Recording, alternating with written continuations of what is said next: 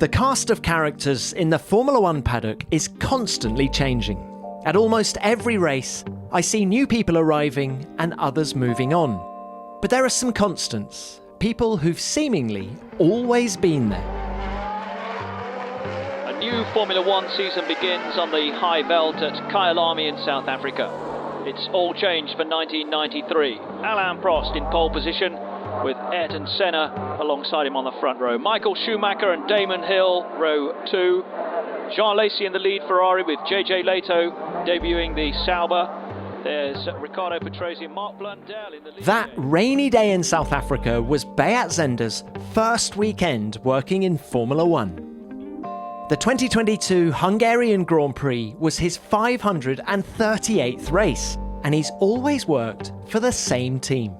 Beat is in his 30th season with F1's Swiss squad. It now says Alfa Romeo on his uniform, but for years it said Sauber. We knew that we have to deliver, and Peter Sauber always motivated us and said, listen guys, you were fantastic, we were fantastic in Group C, and there is no reason why we can't be good in F1.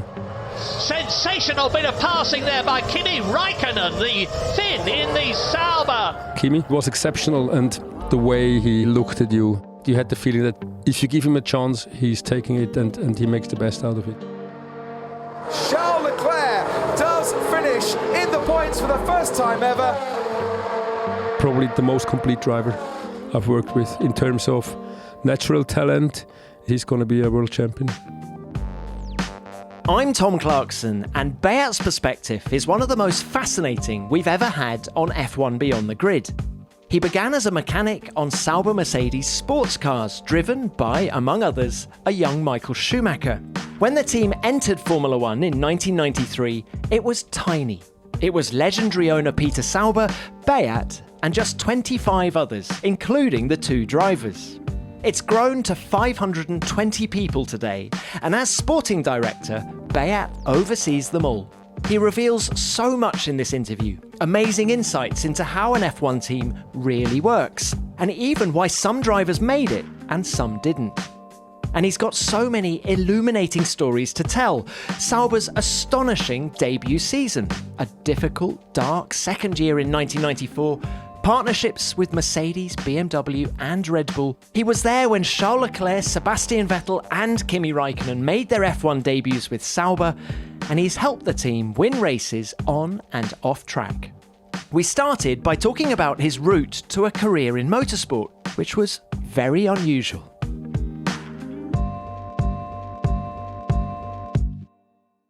I was never interested in racing in motorsport at all before I joined Sauber. So it was pure coincidence that I met with Peter for an interview, and after 10 minutes he said, no way, you're too young, you're unexperienced, and the worst of all, you don't even have an interest in motorsport. And so he kicked me out from the interview, and then 3 weeks later kept on bothering me. I called him again anyway, and then he hired me just because he needed a mechanic. He desperately needed someone building a Group C car. At the time, we had 8 people in total, 8 FTE. So it was Peter Sauber, Leo Rees, a secretary, the chief mechanic, and 3 other mechanics. And there was the 9th person who joined. And then we agreed on a 1-year term. And quite soon it wasn't, especially the beginning of the time, it was not racing, because I didn't go to races till the first 2 months. I never went to a Formula One race and never had the knowledge about racing at all. But it was teamwork. And this was exceptional. We had like little beds in the company. We were, half of the week we were sleeping in the company. Mrs. Sauber, Christiane, she brought dinner often, regularly, lunch and dinner. So we cleaned the working places, and she put a cover on top of it, and she served some soup and spaghetti. And literally it was teamwork, because you had to, with a very limited amount of people, we had to maintain one car and to build another Group C car from scratch. But I need to take you back. So this first interview that you had with Peter Sauber, you were what, 21? 21, yes. It was in 87. And you had no interest in motorsport, you say. So why did you go to the interview, if I might ask? I was working as a mechanic in Sulzer Winterthur, which was the producer of the biggest and the best engines, diesel engines for ships, for big ships. So an engine would be like 30 meters in height, 12 meter in length. And when I was just finished my education, the plan was that I go to work on these diesel engines for good, and then travel with a group of engines, because every set of engines had a guarantee engineer or a guarantee mechanic with it, and you traveled on a boat. If you were lucky, it was a Luxusliner. If you were unlucky, it was a freighter. So you traveled with the set of engines for a year, and this was my goal. This was what I wanted to do. And then they stopped production in Switzerland, because they figured that it's quite a bit cheaper to build engines closer to a sea, and then just have a big crane and just put it into the ships, then shipping it from Switzerland. And so all of a sudden my dream job was gone, and I didn't want to move to Korea, because it would have been the next option, to Mokpo actually. And I went to go to work in the morning by train. Normally I went by bike. I was an extreme biker. I went whatever weather, I went always by bike to go to work. And so one morning my tire was flat. I went by train. I had a local newspaper, just like going through, and then I see PP Sauber AG is looking for race mechanic. And like you have to be willing to travel the world. And I thought, this is what I want to do anyway with the ships. And so I applied for a job. I called and said, listen, I'm interested. And I got an interview date immediately, because I said he was desperately looking for a mechanic. And you had never watched a motor race? The only thing which came to my mind concerning motor race was unfortunately the accident of Gilles Villeneuve. And the ironic thing was that the driver he had contact with was then my very first Group C driver. What impact did Peter Sauber make on you as a 21-year-old? Oh, he's a leader. I mean, you had Sauber means clean in English, and so everything had to be clean. And he was very organized, very orderly. And the good thing was I was it myself. I was an athlete. I was a biker. I had my routines. I was training like hell, and so it was a good match. But then Peter, at the beginning, he was working on the car. He was welding suspension. He was welding fuel rigs. So he was part of the team. And this changed then, obviously, quite soon after I joined, because then we've been the official works team for Sauber Mercedes in '88. And there was something impossibly glamorous about those Silver Arrow sports cars, wasn't there? Did you feel that? No, not at the beginning, because the first year we had the AEG. It was a blue car, and we painted it silver in '89. By then, I knew a little bit about the history of Mercedes, about going to Le Mans in '88. We had to withdraw because we had a problem with the tires with our car. So one of our cars, both rear tire exploded on the straight in training, in practice session. So we withdrawn. And over the time, I learned about the history of sports car. I learned about the history of Mercedes, the tragic accident in the 50s, and the legacy of Mercedes as a Silver Arrow. And of course, part of that Mercedes sports car program was the young driver program. And I'm thinking Heinz-Harald Frentzen, Karl Wendlinger, Michael Schumacher. I guess you were a similar age to those guys at the time. Pretty much. Heinz is, I think, a year younger than me, Karl as well, and Michael 3 years. You know, it's. I've been asked quite often how was Michael at the time, and to be honest, I can't remember. I remember some of the stories. His very first Group C test in Paul Ricard, he crashed into a Porsche, and then the Porsche driver came like pretty angry to Michael and said, "Why did you do it? You cut the corner." And Michael said, "Me? No, I didn't do it." But Michael's side of the car was pretty badly damaged, so and still he denied it. No, but we had a very good relationship. Sport was different then. It was more still professional, but more relaxed, and obviously we only had like 8 to 10 races in a season. What was at stake for those three guys? We had a clear plan about bringing them into Formula One. Right. Mercedes had this plan. Yeah, all three of them. And what happened to Michael was pure luck. That he got a ride in Jordan in '91 because of Gaucho. Anyway, and for Heinz, the plan was that Heinz is going into Formula One with with the camel support. But then Michael had the chance to drive for Eddie Jordan, and then all the camel money went from Heinz, from the planned money from the Heinz project to Michael. That was the promotion to Formula One. But when they were just doing the sports car program, just tell me a little bit about their relationships. And I've got to ask it: who was quickest out of the three of them back then? I would say by talent it was Heinz. By natural talent it was Heinz. Carl was very quick as well, and then obviously the hardest worker was Michael. He was the one who was. He's just like he's living motorsport. There was no other theme other than setup and training, and he was completely focused. And Heinz departed in the middle of the season '91. He went to Japan because he realized that the F1 dream is probably further away than he thought or than it was planned. When we gave him another chance in '93 to test a Formula One car, and this was Peter Sauber's present to Heinz. Although he left in the middle of the season, we were not too happy about it. No, and then when Heinz, the first chance in a Formula One car, he was excellent. He was really quick. Is it a big disappointment to you that Michael never raced for Sauber in Formula One? No, I think, but probably not a lot of people know that he tested once a Sauber. At Fiorano in '97, yes, I've seen pictures. Because the Ferrari wasn't really up to speed, and he wanted to have a comparison with the Sauber car. No, I don't think it's a disappointment. I think we are all very proud that we had, just a limited time together working on a project. Do you look back at that period with great fondness? Yeah, it were great times, really great times. And then you go to Le Mans. Okay, when Michael and Carl drove in Le Mans, we had a little disaster with a bracket on the engine on both cars.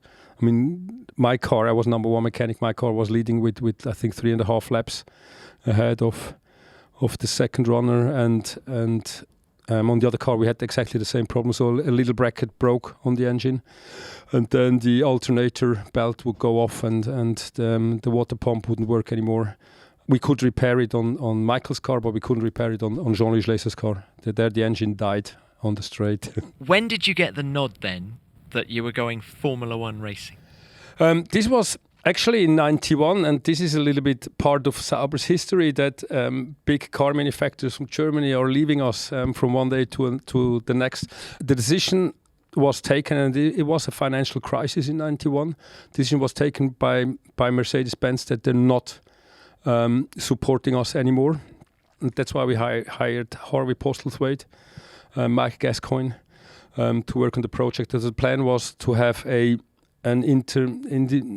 year without racing in '92, and then join Formula One in '93. And the Mercedes withdrawn from all international sport activities, so the Group C program was ended, and they said we cannot commit to F1.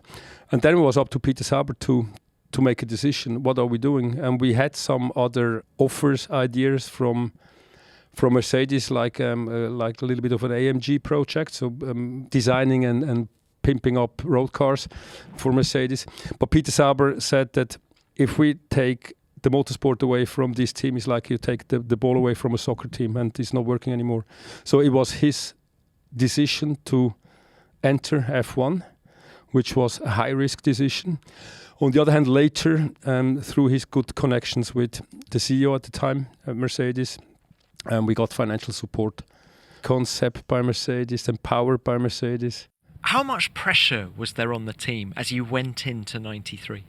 The good thing on Peter was that he has got very wide shoulders. No, he's taken all the pressure. So for the team, we knew that we have to deliver. And Peter always motivated us and said, "Listen, guys, you were fantastic. We were fantastic in Group C. There is no reason why we can't be good in F1." And everyone else already in the business, the old shots like Ron Dennis would say that, yeah, of course, Group C, it's not the same level, and it wasn't the same level. But Peter took all the pressure, and sometimes you could feel it, you could see it on him. Quite often he was, especially beginning in '93, he was nervous, not sure where we're going to. And then it went out perfectly with the first year. Oh my goodness! The first year was end of lap 1 in your first Grand Prix. The Saubers were running 4th and 5th, weren't they? Yeah, and we could have been on the podium with Carl Wendlinger, and we had an electronic issue. We had to change an ECU on Carl's car, and we lost about 3 minutes or so. So he could have been on the podium. But you still finished 5th. We finished with JJ 5th with JJ. This was exceptional. So we had this hotel, a very nice hotel close to the circuit, and in the evening it was with Mario Ilian, Peter Sauber, and we organized a party, and it was going. We were very wild. And how many people were there in the team at this moment? Because there were 8 when you joined. 6 years before? Yeah, the team size was about 150, but the team size, the number of people traveled to the event was 27. 27, including drivers, including physio, team principal. So the whole team was 27, and we had 3 cars in the spare chassis. Of course, the spare car was a thing back then, wasn't it? And you were chief mechanic on whose car? No, I was chief mechanic for both cars. Both cars. I was in '92. I was responsible for the preparation of F1. So all the needed equipment, like Gamozzi, for example, the car lifter. Obviously, in Group C, you had a little bit heavier cars. You had a different setting. You needed cranes to lift it on high stands. In Formula One, everything was a little bit different. So I was in '92. I visited 8 races to see what's needed in terms of equipment, Lister trolleys. But at the time, backdrops were no backdrops. It was like covers. The team achieved 6 points finishes in '93 in an era when points only went down to 6th place. It was a phenomenal first season. Was there a danger inside the team that you guys were thinking, this Formula One thing's quite easy? No, it was never a danger, because we knew already from Group C. And Group C was it wasn't Formula One, but it was motorsport on a very high level.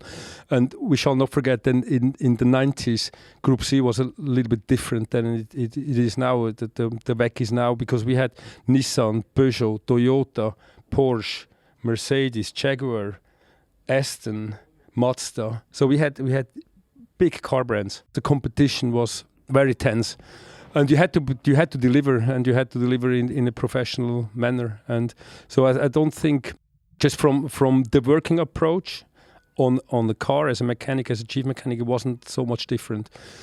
Formula One cars were much simpler then. I would say Group C cars were much more complicated, because you had the lights, you had the wipers, you had flashers, whatever. No, it was never a risk that we lose ground. But never. The reward was Mercedes coming in as the actual engine supplier for '94. You'd lured them back in. Yeah. And it was powered by Mercedes. It was still an Ilmore, obviously, Mario Ilian. Did you feel that Mercedes were coming on board? And yeah, but it didn't last very long. No. Well, that's it. I mean, how No. much of a disappointment was it when they went to McLaren for '95? It was a huge disappointment, especially for Peter Sauber, because of the connection, and we brought Mercedes back into the sport, into motorsport after Le Mans, into international motorsport. So basically, it was us who relived the Silver Arrow. Of course, with the support of Mercedes. No, it was a huge disappointment, and especially for Peter. And the time for us to react, to find a new engine supplier was very short. If you're finding yourself a bit stuck when it comes to your skincare routine, suffering more ingrown hairs, breakouts or flaky skin, Harry's skincare range could be just the remedy you need. Harry's know that getting the smoothest, cleanest shave possible starts with your skin, and cleansing and gently exfoliating before you shave is the best way to achieve that. Their signature face wash is the perfect addition to a Harry's shave plan, and if you're keen to see what a difference it can make, Beyond the Grid listeners can get hold of a free travel-size face wash by redeeming a free Harry's trial set at harrys.com/grid. All you cover is £3.95 for delivery. The face wash is non-drying, and its blend of peppermint and eucalyptus is so refreshing in the mornings. I like to use it daily to keep my skin in top condition between shaves, and it's an added bonus to know that all their products are alcohol and cruelty-free. In the trial set, you'll get an expertly engineered weighted handle, To help give you more control over your shave, a 5-blade cartridge complete with precision trimmer to tackle those tricky corners, a travel blade cover, and a wonderfully luxuriously foaming shave gel. And don't forget to try that freebie face wash. Make sure you support the podcast and start your own skincare journey by redeeming a free Harry's trial set. Just head to harrys.com/grid. That's harrys.com/grid. All you cover is £3.95 for delivery, and your freebie will be added at checkout. Sauber and Beat's debut season in Formula One exceeded expectations. The second year was more challenging. It was darkened by a severe crash for their driver Carl Wendlinger in Monaco. That was just 2 weeks after the tragic San Marino Grand Prix at Imola. Roland Ratzenberger and Ayrton Senna lost their lives, and JJ Lehto, the driver who'd scored points for Sauber in their very first race, was caught up in a crash on the start line. That dreadful weekend shook Formula One and Beat to the core. I was really about to give up. I said, this is not my world. I cannot stand it. And because I knew Roland Ratzenberger from Group C, not very well, but I knew him as a driver from Group C. Then we had the star crash with JJ and Pedro, I think it was, and several spectators injured. Then we had Ayrton, then the miscommunication or the wrong communication that, he's in hospital, but they can talk to him. And this was just like, for me, it was too much. And then what the worst thing for me actually was the accident in the pit lane, when I think it was a Minardi who lost the wheel, and the wheel went like a bullet through mechanics, and no one would think of stopping the race. So the ambulance, they didn't let an ambulance into the pit lane. So with the stretcher, they dragged one mechanic after the other to the medical center, and they wouldn't stop the race. And for me, this was just like not real. Just because they are mechanics, we're not stopping, we're not suspending the race and send some ambulances in the pit lane. So for me, this was horror. Why did you continue? Because Peter wouldn't give up. He's gone through through other times in motorsport, beginning in mid-60s, end of the 60s. And he said, this was like, it's not an excuse or an explanation, but it was just regular that the driver got killed every year, or at least one. And so he said, listen, this is part of our world. It is a risky sport, and it's the first time you experience something like this. Anyway, we had a long chat, and he kept me in the motorsport. But Beat, when Carl Wendlinger then has his horrific accident at Monaco, what were you thinking then? It was for me, it was even more horror, because at the time we had the garages where we worked on the car were on a different place than the pit lane. So for me, it was clear that I had to organize that Carl's car, and they had no idea about his status. The Carl's car is being brought into the pit lane and not into the garage, because if it was in the garage, there was no way to bring it for the second practice session. So I was running to turn 10 to the chicane, and when I arrived, I saw Carl laying next to the car and shaking, and I had a chat with Sid. And I said, Sid, what's going on? And they said, it doesn't look good. And then he was transferred first to the Monaco hospital, then to Nice. And it was a shock. It was a shock for the whole team. It was completely surreal. We've been on Thursday evening. We packed up. We had to. I was interviewed with the police for 1.5 hours about how we maintained the car, and they confiscated the car for a couple of weeks until it was clear, and we could prove it already on the day that it was just a little bit too late. I think it was 27 meters too late on braking. No, it was very hard. And then the time after, because he was 19 days in hospital, unconscious, in coma, and for 19 days we didn't know whether he's going to survive or not. And this was because Carl was a very good friend, or is still a very good friend. No, it was very tough. And can you remember how you felt when you got the news that he was out of the coma? Yes, and a big relief. And we've been, Urs Kuratli, the chief mechanic, and myself, next to Peter, we've been the first people to visit him. But this was like weeks later in Innsbruck. Then he was transferred to Innsbruck to emergency care.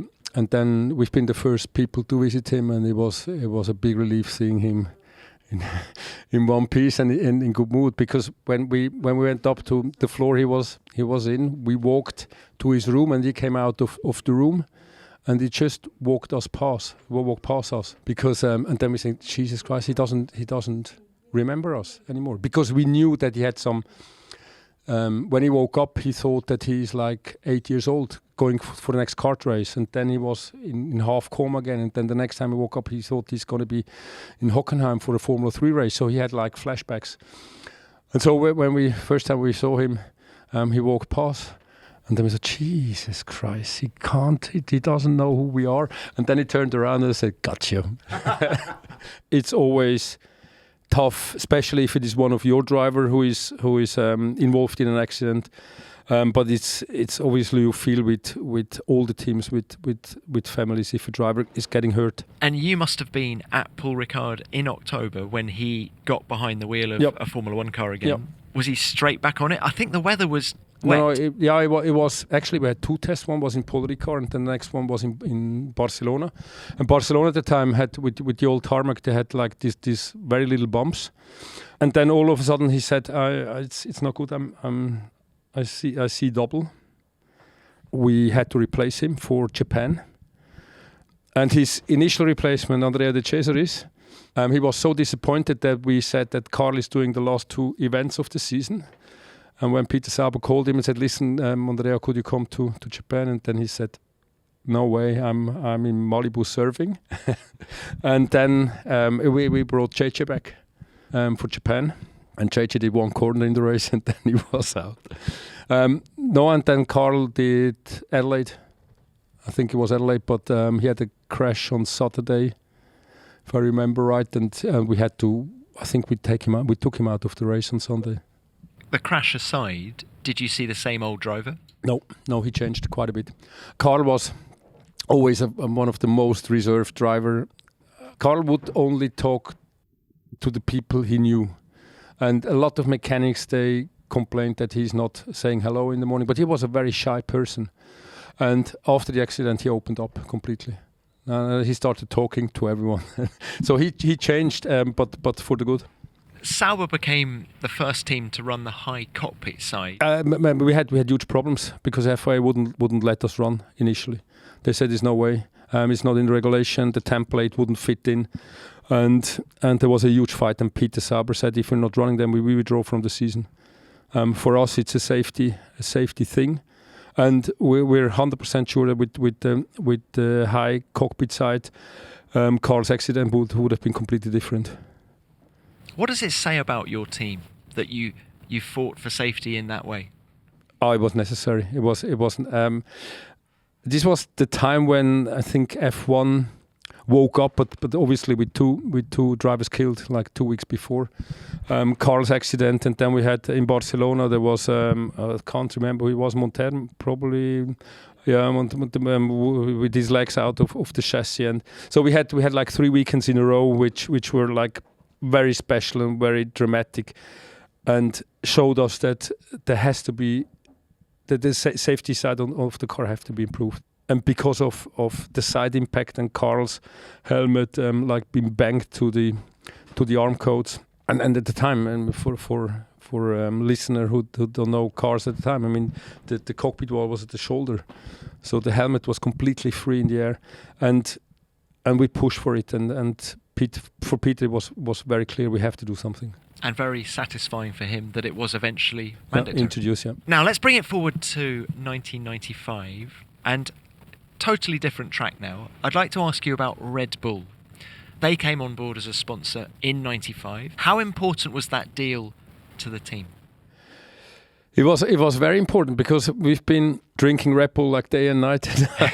No, it was not only Red Bull, it was Petronas as well. And I think Petronas joined in 94, halfway through the season, and then Red Bull, and we had, I mean, probably now the two biggest sponsors in F1, or amongst the two biggest sponsors, and they both started with us, and it was a fantastic time for both of us, for Red Bull and for Sauber. First of all, with Red Bull, we had the financial background to do proper motorsport, and for Red Bull, it was just like story of success. I mean, Red Bull was founded in 86, I think, and then in the first I don't know how many years, Red Bull was only available in Austria and in Hungary, and with the worldwide sponsorship partnership with us, Red Bull was noticed, and step by step. I mean, we had, for example, Red Bull wasn't available in France, but was in Spain, and we had to pay 2,500 Swiss francs fine at the French border because the French said you're gonna smuggle Red Bull into France, and things like that. So it was a young company. It was a very dynamic company. We had very close contact to Didi Mateschitz. He came quite often to races. I have best memories with Didi. You said a moment ago that you were drinking a lot of Red Bull, implying that it was lots of late nights. How different was the sport back then in terms of... I mean, an all-nighter was a regular occurrence back then. Times have changed, and looking back at the time, we had 3 cars, we had 4 mechanics per car, and the mechanics, they did the bodywork and they did the refueling and they did everything. The all-nighters were just like on a regular basis. So like every other weekend, you had at least one night working through because you had a problem with the fuel cell. You had to, and changing a fuel cell at the time, it was not an easy thing. And we had quite often, we just went back to the hotel for a shower and straight to work the other morning. And so this is the amount of work and the intensity of days was much different than today, much harder. The team size was much smaller, but the team spirit was better because you had to rely on each other. You had one engineer, one race engineer, and you had a guy, now he's calling performance engineer, was the data engineer, and this was the number of engineers we had on the car. And then obviously you had an engine engineer, but one engineer for both cars. And now you've got literally for every piece on the car, you've got an engineer, either at the circuit or at home. But this is what the sport demands. This is how the sport developed. This is where we are now. But the team spirit at the circuit and at home, because the overall size of the team, 95 was probably 180, was different. You knew every person in the company. And now, for me, it's impossible to know every of our 520. And by this time, you were team manager, weren't you? Halfway through the season, 94, Peter Sauber, this was in Silverstone. I remember it very well because I was drunk. That's the only reason you accepted the job, right? No, it was when we had the parties behind the old paddock in Silverstone. There was a grass pit. Peter Sauber, he was looking for me for hours. He clapped me on the shoulder and said, "We have a meeting tomorrow." I said, And then the next day he said, we separated from our team manager and you're going to be her replacement. You're going to be our new team manager. I said, no way. I've never booked a hotel room or a flight for myself. And he said, no, you have to do it. And I said, give me 24 hours. After 24 hours, I said, no way, I'm not going to do it. I'm a mechanic. I stay as a mechanic. And then he said, okay, then the other choice is another person we had in the company. And said, yeah, but this person doesn't speak English at all. And all the drivers briefing, all the meetings are in English. So how? Then I said, see, it's got to be you. And then I agreed.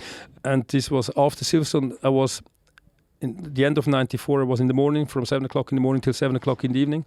I was in the workshop taking care of the cars, and then I went up to the top floor, trying to organize the team, and really had never booked a room for myself, and all of a sudden I had to do it for the team. And the lady before, she tried to destroy a lot of files and a lot of information.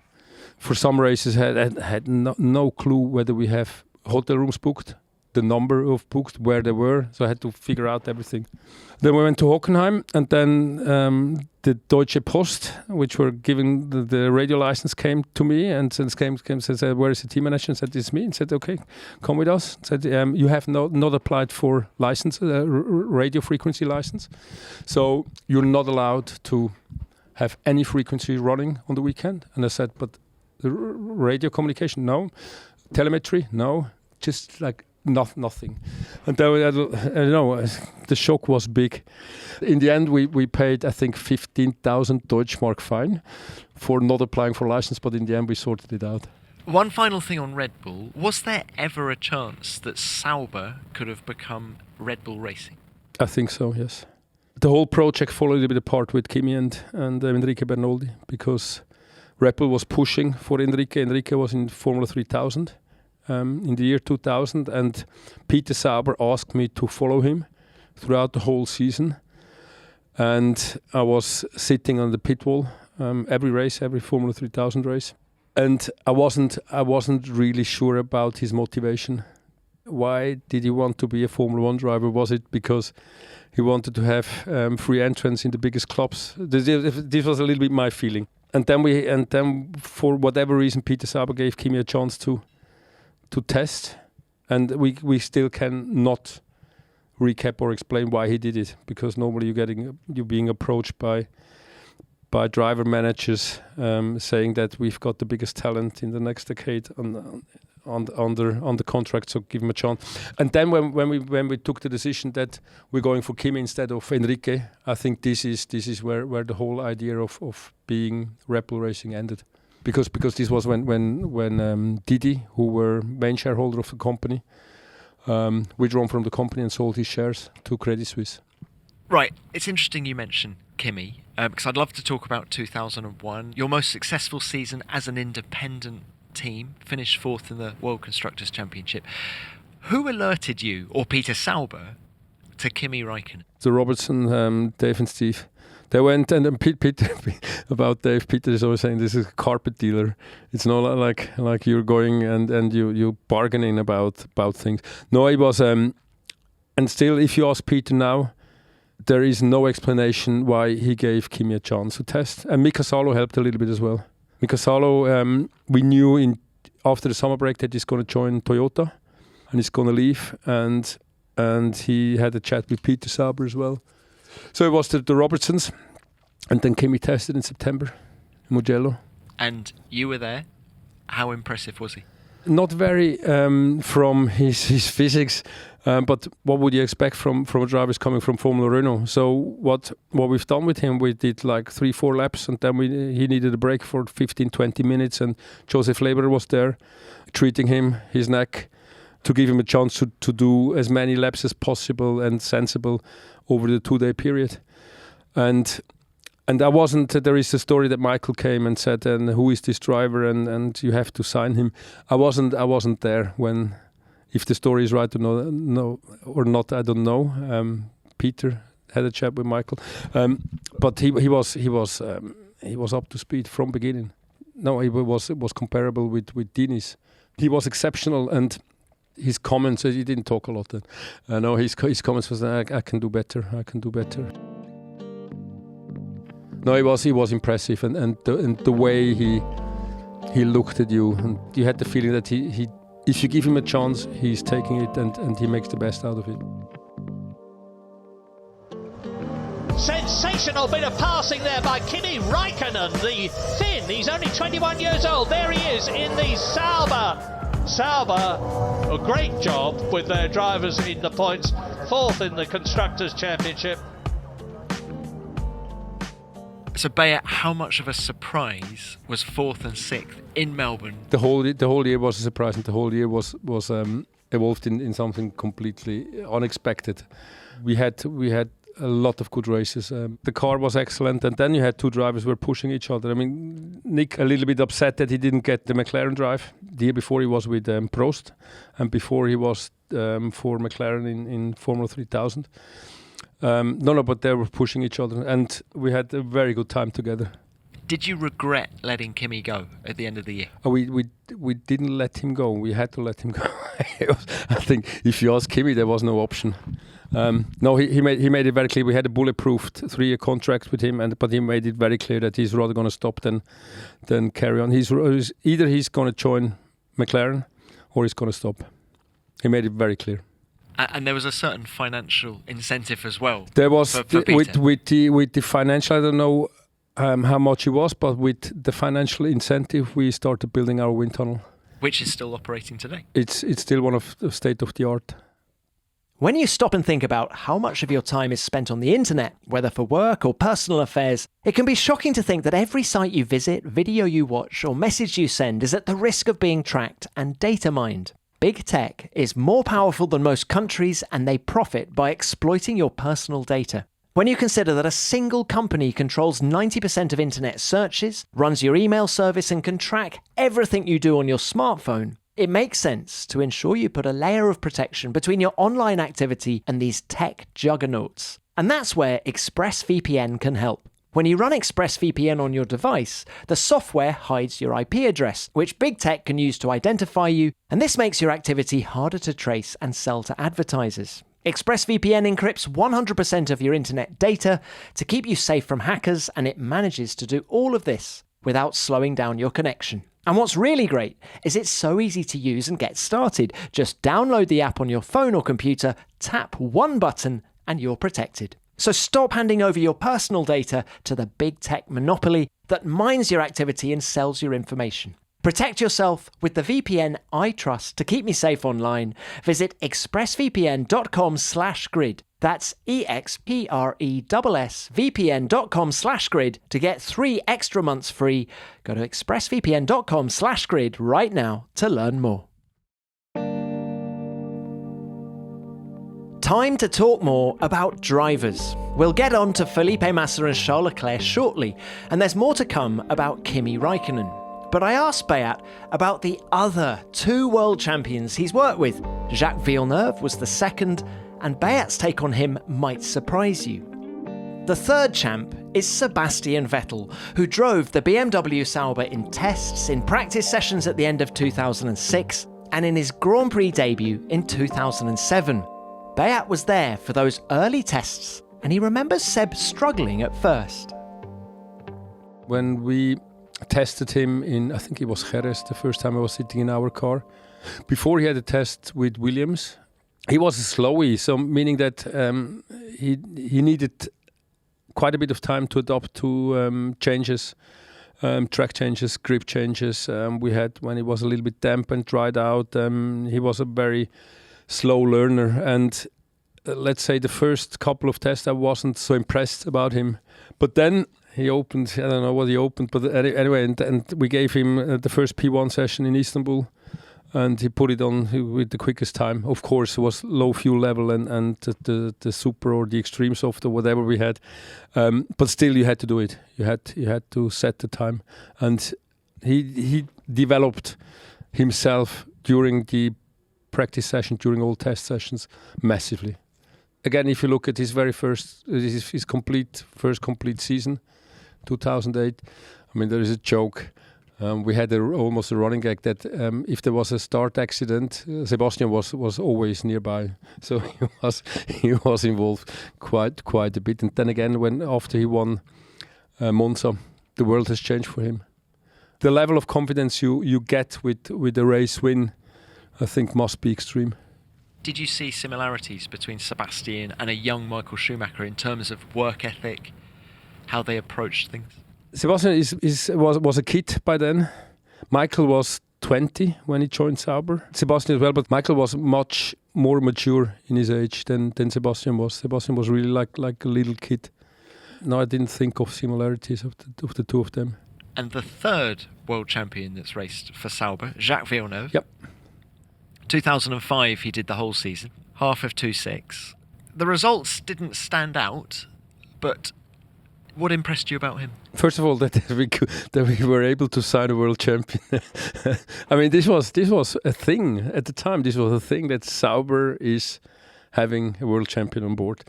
Then what I remember is the fuss around him. So his manager, his physio, they would say he needs like that much space in a driver room. He needs a couch. He needs this and that and that. And I told them we're not building a team around the driver. The driver has to accept actually what he gets. And in Sauber, all the time the driver has all been treated the same. And so when Felipe Massa, when he gets a driver room which is like 3 by 3 meters, Jacques will get the same. He will not get a 3 by 6 meter. And the fuss which his manager made around, when he came to Melbourne and said Jacques will never accept it. He will never accept such a small driver room. And I said, but this is what he gets, full stop. And He was absolutely no problem. He was easy to deal with. All the rumors about him being completely difficult, the prima ballerina, was absolutely not true. To work with him, it was great fun. We had a good time. We still have a good time together. Who was quicker out of him and Felipe Massa? In the end, it was Felipe. It was Felipe. Felipe, young, upcoming. We had some problems with Felipe as well because we kicked him out of the 2002, and then he came back in 2004 because 2002 was a disaster. He was a kid, not willing to learn, to take advices on board. He left. He had to leave Sauber. 2003, he had a season with Ferrari alongside Michael, testing a lot. Then when he came back, he was a different person, a different driver, and he was quick. Felipe was quick and consistent. And Jacques, which was a little bit bizarre for me, he needed motivation. He needed someone to push him through a race. A race engineer telling him you have to push more. You have to break deeper into one. You still do coaching these days, but the amount of coaching we did with Jacques was very special. That's very interesting, isn't it? Now, you've worked with so many drivers in your Sauber career, and I'm including sports cars. Difficult question coming now. Who was the fastest? Who has been the fastest? Yeah, it was Kimi. From a talent point of view, from pure talent point of view, it's definitely Kimi. And then now everyone is saying, or a lot of people is saying, that if he would have taken it more serious, he could have achieved more World Championship title. But I think what happened to him in 2003 and 2003 and 2005, when he lost out by 1 point, and he had too many DNFs, technical problem on the car. He should be a 3-time world champion, definitely. So from a pure talent, this is Kimi. Had Kimi lost any of his speed from 2001 to when he came back to the team in 2019? I think what he lost is his qualifying speed, because he was one of the quickest qualifier when he was young, and now he would probably disagree with me. I think it's a matter of age. In the age of 42, I think probably the quarters are arriving quicker than in the age of 20. No, he lost a little bit on his qualifying performance. In the race, he was still excellent. I mean, you don't talk to Kimi during the race. He does everything on his own. So when you have engineers talking in the background, engine settings, and okay, let's tell him he should go to engine 2, and then he just did it by himself. So he is one of the most clever racing driver. He can read races. He knows exactly when he has to defend, when he has to push, when it's better to let someone overtake, because he's on a different strategy. He reads. The information Kimi wants to have during a race is what's going around him, what he doesn't see, and then he can read races. There's one other driver I'd like to ask you about, Charles Leclerc, 2018. Comparisons between him and a young Vettel, a young Schumacher? Very talented. He needed a little bit longer than expected. I think the first point he scored here in Baku, if I'm not mistaken. Until that race, he struggled because the driving style needed for a Formula 1 car was a little bit different than the F2. All of us, we expected for him to adapt a little bit quicker. I think he expected it from himself as well. But in the end, bottom line, probably the most complete driver I've worked with in terms of natural talent, in terms of intelligence, race intelligence, and then just like he's so focused, and he's going to be a world champion. Can I ask you now about a case of what might have been? And I'm talking about the BMW era. They bought the team in 2005. Surely the team could have become world champion as a BMW-owned enterprise. I think this was clearly the goal, and we were heading in the right direction, especially 2008. Although pre-season test wasn't as bad as this year, but it was bad as well, and we had kind of a B version at the first race, and the amount of the manpower and the financial investment which we had at the time was just like excellent. So you were one of the top teams. Unfortunately, we made like a concept mistake with the KERS. In 2009, I think we've been the only team with a air-cooled system instead of a fluid-cooled, and we could run 50% throughout the whole season on the electric engine, not more, because it was overheating all the time. And so we had it was a terrible season 2009 after 2008. But I'm pretty sure that if BMW would have stayed on board, we would have been world champion sooner or later, definitely. Now, even today, Robert Kubica will tell you that he could have won the World Championship in 2008. He won the team's only race, actually, so far, in Montreal. And he said that was the moment to kick on and win that World Championship, but the management said otherwise. I think the focus was too early put on 2009 with the new engine formula, with the new electric part.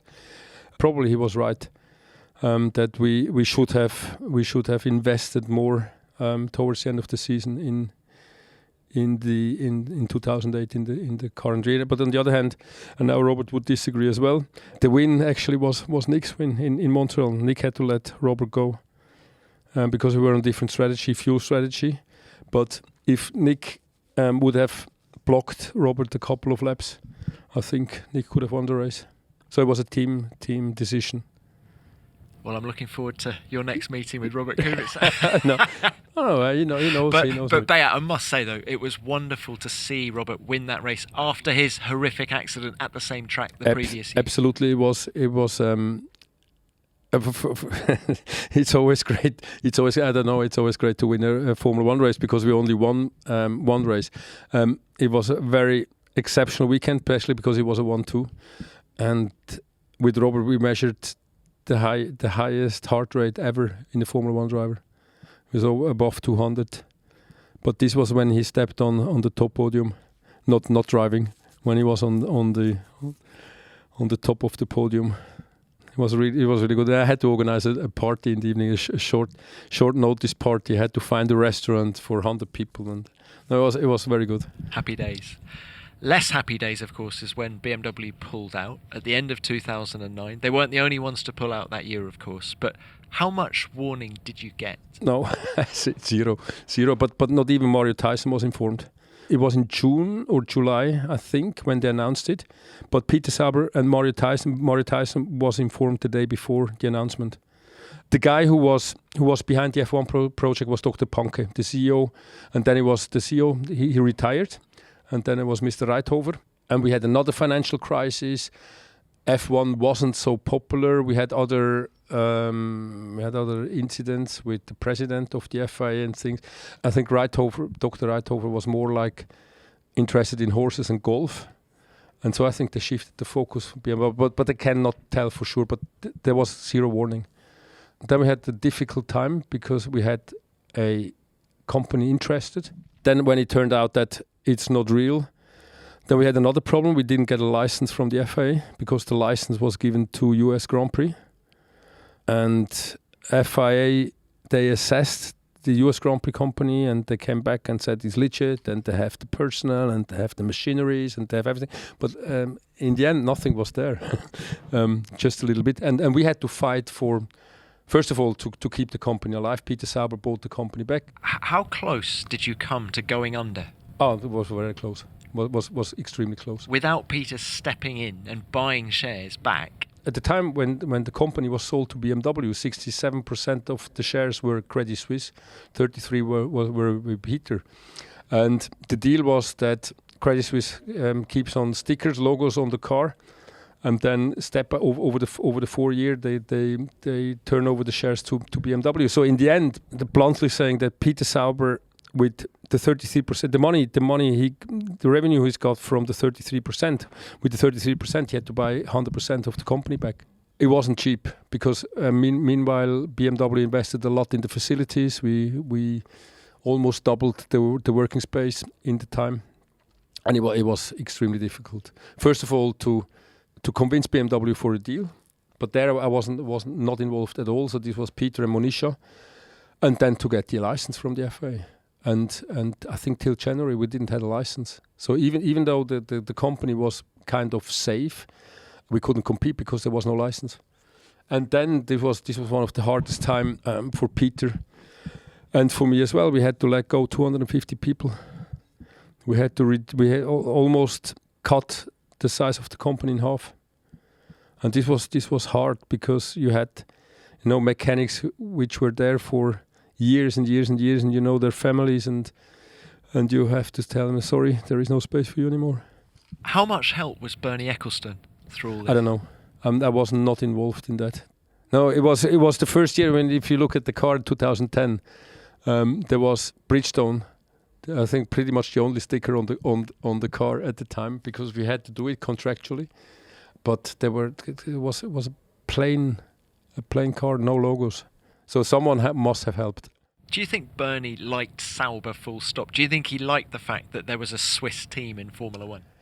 At the beginning, I'm pretty sure that he didn't think that we're going to survive for a long time. And in the 90s, you had so many Formula One teams coming and going. Andrea Moda, then later Pacific, but in the end, I'm sure that he appreciated Peter on a personal level, and that we achieved what we have achieved.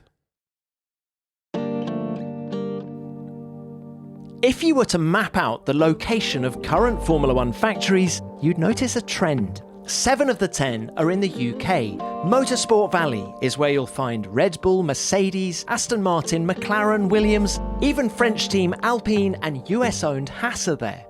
2 teams are in Italy, Ferrari and Alfa Tauri, and then you have one, based all on its own, in Switzerland. Hinwil is home to about 12,000 people and the Sauber F1 factory.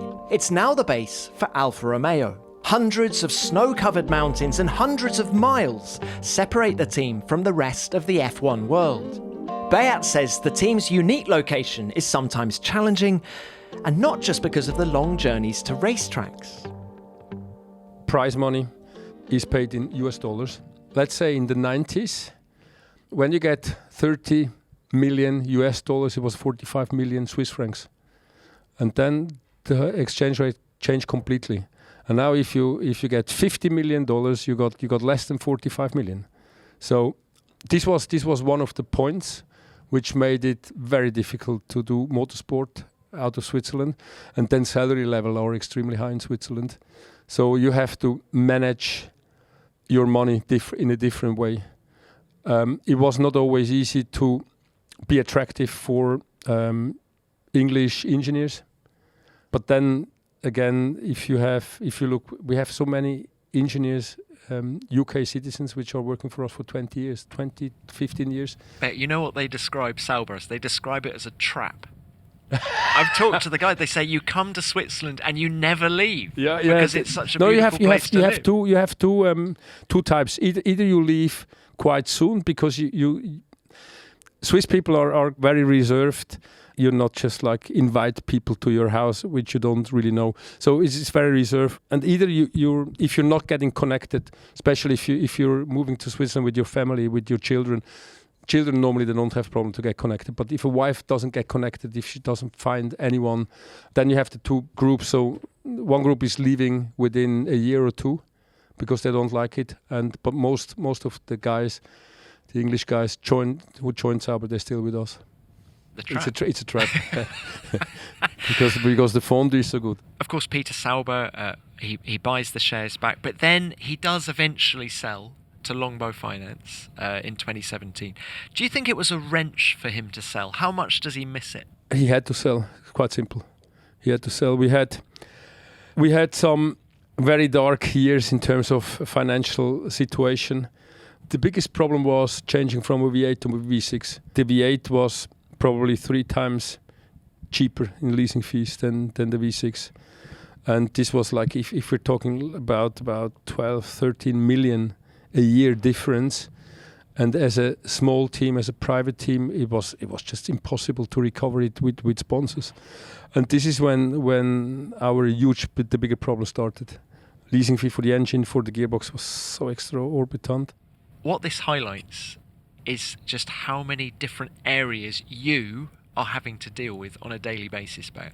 Yeah, probably more than other of my colleagues, but this is normally if you grow up in a company, probably you have more jobs than other people. I'm taking care of the infrastructure, garage infrastructure, of trucks, of hospitality, of catering, of historical cars, the driver academy, and last but not least, a little bit of sporting regulations. Just the sporting regulations. I know you had a very close relationship with Charlie Whiting at the FIA, didn't you? If you didn't have a good relationship with Charlie, it was definitely on you and not on Charlie. No, Charlie was And the way the rules are written today is my regulation, basically. Not the wording, but the composition of the articles.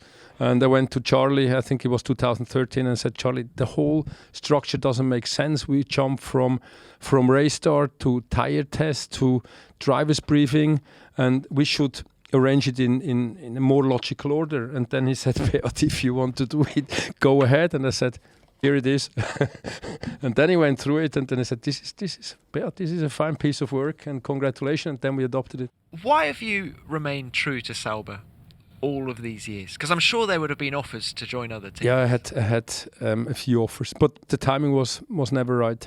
In '91, I had a car accident in Japan. I have no idea what happened because I was in coma for quite a while. Anyway, I was sentenced to be guilty. And I was sentenced to pay the family compensation, which was complete, and I was a mechanic, which was completely out of my reach. And I thought, if I'm going to pay $1 million compensation, then, you know, my life is basically done. Anyway, Peter Sauber and Mercedes-Benz helped a lot. I had 8 weeks house arrest in Kumamoto. And so Peter Sauber helped me. And then he gave me the chance, although I didn't want to do it, to develop myself as a team manager. And when the offers came from other teams, it was always a wrong moment. The first real offer came when BMW took over. Probably I can say, Didi called me immediately, Mateschitz, and I said, I want you to work for me. And I would never dare to ask Peter to let you go, but now Peter is gone, now it's BMW, come to me. And then it took me 3 months to decide, actually. No, and Peter said, Beat, we need you here for the transition, because without you, it's not going to work. So this was the first moment. And then later, with the financial difficulties we had, I always thought it would not be right to just run away. And I had some good offers, but it was never the right timing. And is there an element now that you've been with the team so long, you can't see yourself anywhere else now? No, I wouldn't say that. No, never say never. At the moment, I'm still happy, especially now with how the season goes. Of course, it is not that funny to work if you turn up on a race weekend and you say, if we're very lucky this weekend, we score a point. So the situation, the sporting side has changed completely, and this helps to motivate myself. But this helps the whole team. And this is a different mood in the garage than we had the last 2 years, because the last 2 years were really difficult in terms of on the sporting side. But I would not say never, but the right offer would have to come. Probably the next 1 or 2 years, because then it's definitely too late to change. Well, it'll be interesting to see what happens, Beat. But when you look back at your time at Sauber so far, which do you think has been the happiest era for you? Group C. Several elements. First of all, we've been a very, very small team, and we've been working day and night. And the friendship in the whole team, and it was not like colleagues, they were really friends. We, stupid as we were, if we had a free weekend, a free evening in a week, we went for dinner together. No, it was a bunch of crazy young people, and what we've done at the time, I mean, we welded wishbones ourselves. So we had like two half pieces, and we had to weld it. We built a car, except the engine and the gearbox. The car was built by a bunch of people, and this was no carbon cockpit. It was aluminum, riveted, bolted, whatever, glued. It was exceptional. And then obviously winning Le Mans '89. For me, there is nothing bigger in motorsports, probably, because it's a long race, and it's not only 24 hours. It's you start on Saturday early morning, so it's more like 36 hours in total. And you hardly sleep the whole week. And then 2 times world champion in sports car. And these were, if you win races, it's always good. I love the sport. I love still teamwork. Sometimes you have a crash on a car and you look at it and you say, it's impossible. You cannot fix it till in the next 2 hours to start P2 or qualifying. And then if you manage your team right and you reallocate probably mechanics from one car to the other to help each other out, in the end it's teamwork, and this is what's still extremely fascinating.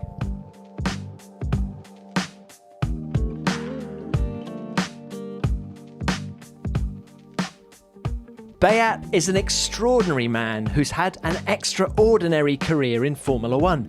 So much history wrapped up in one person, and yet still so current and so passionate about the sport. Beat, many thanks for your time. It was wonderful to debrief you on your career so far, and I'm sure you have many more races to come. Here's to the next 500. As ever, please send in your thoughts and stories about Beat. Have you worked with him at Sauber? Can you relate to any of the stories he's mentioned in our conversation? Let me know, and I'll read out some of your messages at the end of our next show. Which of course brings me on to what you sent in about Mike Krack after last week. Even though Aston Martin is having a hard time on track, there's still a lot of love out there for the team. Let's start with this from Ete Keneal. What a great interview with Mike Krack. I've always believed Vettel's work ethic has been on a great level, raising his talent even further. And to hear Mike speak about my favourite driver, Sebastian, made me very happy. Vettel will be very missed on track and around the paddock with his inspirational actions, personality and great car control. When everything suits him, he is a beast on track. I hope one day I will meet this great driver in person. Well, Seb is all of those things you describe, Ete, and Mike is a brilliant boss who no doubt will lead Aston Martin to great things with or without Seb. Next, let's hear this from LD Bikeri. Guys, I believe the 2024 Aston Martin will be fighting for the World Championship. Wow, LD, that's a big shout, and sooner than even the team expects to be doing that. Mike Krack will be pleased that you think this, though. Great stuff. And finally, let's give the floor to William Smith. I never knew that Mike and Andreas Seidel had worked so closely together in the past. BMW have such amazing pedigree in Formula One, and to think that they trained up so many senior people in the sport is extraordinary. Great insights from Mike. Thank you. Well, thanks for the note, William. And I loved Mike's story about him and Andreas meeting up at the back of the Bahrain grid earlier this year and discussing how far they'd come in their careers and how well their teams were doing. Well, not doing at the time, but certainly are going to be doing in the future. Well, we'll leave it there for this week and for a couple more weeks because F1 Beyond the Grid is taking a 2-week summer break. We'll be back on Wednesday, the 24th of August, just before the Belgian Grand Prix, with another great guest from the world of Formula One. Until then, have a great summer and thanks for listening. F1 Beyond the Grid is produced by F1 and Audioboom Studios. Until next time, keep it flat out.